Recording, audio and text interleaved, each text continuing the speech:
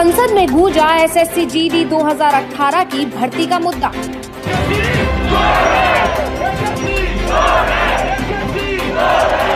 गुजरात से कांग्रेस सांसद शक्ति सिंह गोहिल ने मोदी सरकार पर उठाया सवाल। अपने उपसभापति महोदय जी, एसएससी जीडी 2018 में आयोजित परीक्षा में सफल उम्मीदवार जिन्होंने सीबीटी, फिजिकल टेस्ट एवं चिकित्सा परीक्षा उत्तीर्ण की थी, लेकिन उनके बावजूद आखिरी चयन से उनको बाहर किया गया है।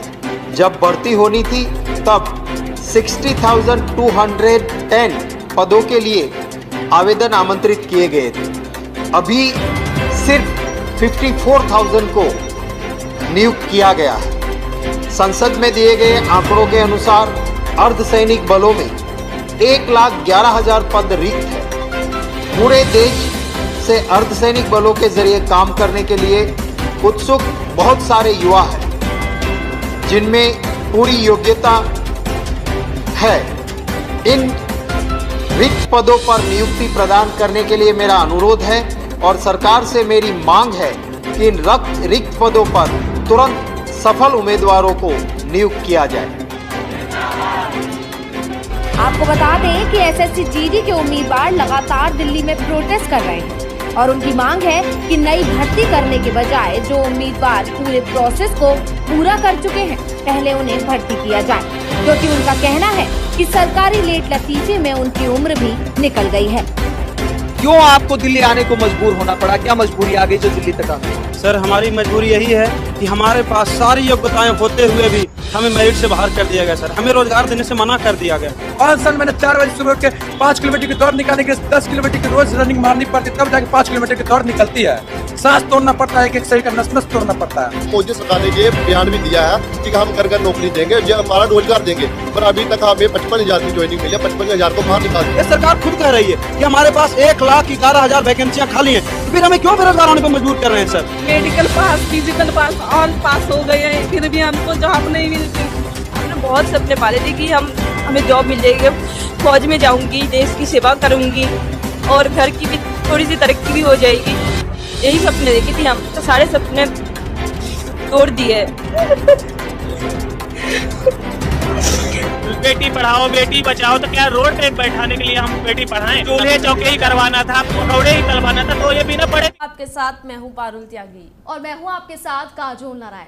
एसएससी जीडी कांस्टेबल 2018 इस मुद्दे को न्यूज वन इंडिया पिछले 1 महीने से लगातार उठा रहा है, लगातार इन अभ्यर्थियों की आवाज बन रहा है। देखिए, आज देश भर में होली का त्योहार धूमधाम के साथ मनाया जा रहा है। हर कोई अपने परिवार के साथ है और रंगों के इस त्योहार को खूब अच्छे तरीके से सेलिब्रेट कर रहा है। लेकिन कुछ अभ्यर्थी ऐसे हैं, जी हाँ, मैं बात कर रही हूँ एसएससी जीडी कांस्टेबल 2018 के अभ्यर्थी, जिन्हें वर्दी नहीं मिली है और वर्दी के लिए वो दर दर की ठोकरें खा रहे हैं। पिछले 1 महीने से, या ये कहूँ पारुल में कि 1 महीने से ज्यादा का वक्त हो गया है, ये दिल्ली की सड़कों पर है और आज होली के त्योहार देश भर में मनाया जा रहा है। लेकिन ये घर नहीं गए हैं।